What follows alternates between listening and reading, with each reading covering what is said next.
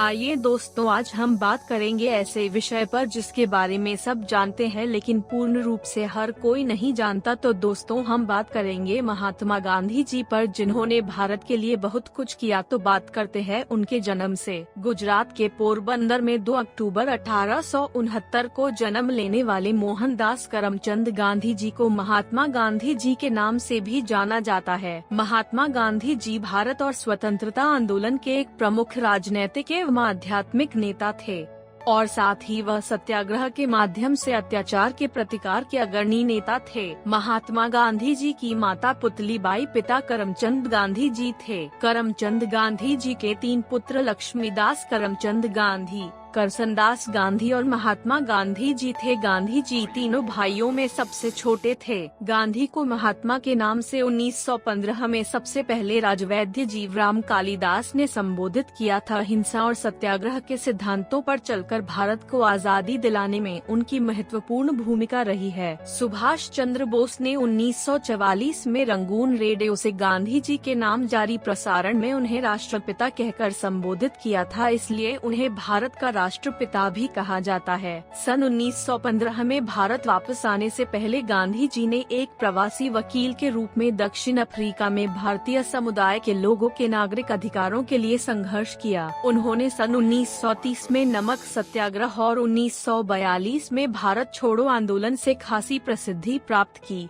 स्वतंत्रता के दौरान कई मौकों पर गांधी जी को जेल भी जाना पड़ा। 1885 में महात्मा गांधी जी के पिता करमचंद गांधी जी का देहांत हो गया। वर्ष 1888 में Gandhi ji university college London में कानून की पढ़ाई करने और बैरिस्टर बनने के लिए इंग्लैंड चले गए। गांधी जी ने भारतीयों की नागरिकता से संबंधित मुद्दे पर भी दक्षिण अफ्रीका की सरकार के सामने सवाल उठाए और सन 1906 के जुलू युद्ध में भारतीयों को भर्ती करने के लिए ब्रिटिश अधिकारियों को सक्रिय रूप से प्रेरित किया। वर्ष 1914 में गांधी जी दक्षिण अफ्रीका से भारत वापस लौट आए।